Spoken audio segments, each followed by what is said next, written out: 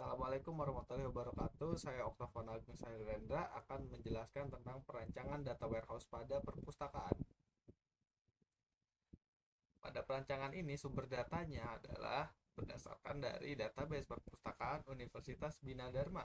Dalam database yang ada berisi informasi mengenai koleksi buku-buku, data peminjaman, dan pengembalian buku yang tersedia pada perpustakaan tersebut.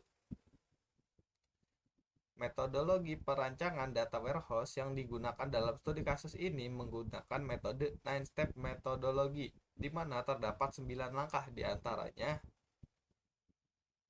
choose the process, choose the grain, identifying and confirming the dimension, choose the fact, storing pre-calculation in the fact table, rounding out the dimension table, choosing the duration of database, tracking slowly changing dimension, deciding the query priority and the query modules.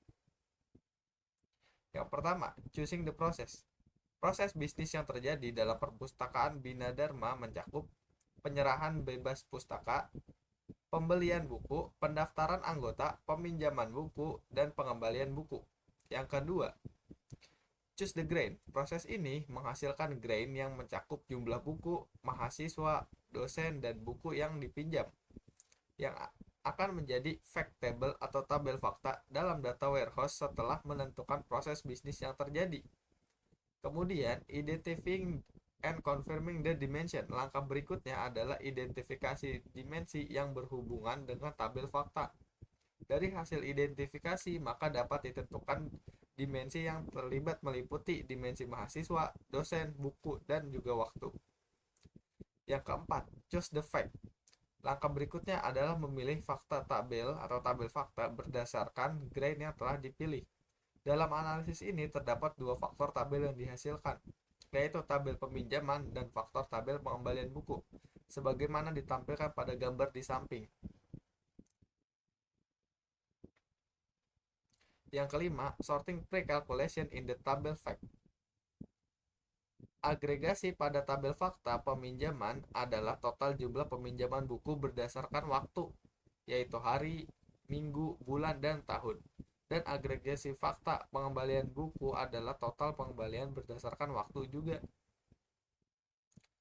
Yang keenam, rounding out the dimension non-tabel. Tabel dimensi beserta atributnya dalam penelitian ini meliputi tabel di buku, tabel kategori, pengarang, penerbit, anggota, serta waktu.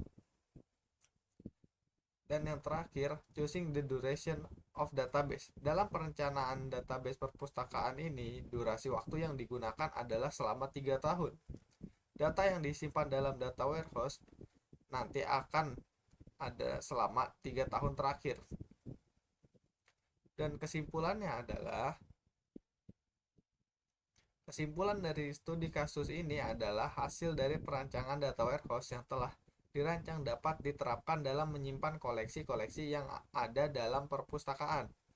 Data warehouse yang telah dibangun dapat digunakan pihak yang berkepentingan untuk dapat digunakan menggunakan perangkat lunak tertentu dalam menghasilkan sebuah informasi untuk pengambilan keputusan. Sekian dari saya. Wassalamualaikum warahmatullahi wabarakatuh.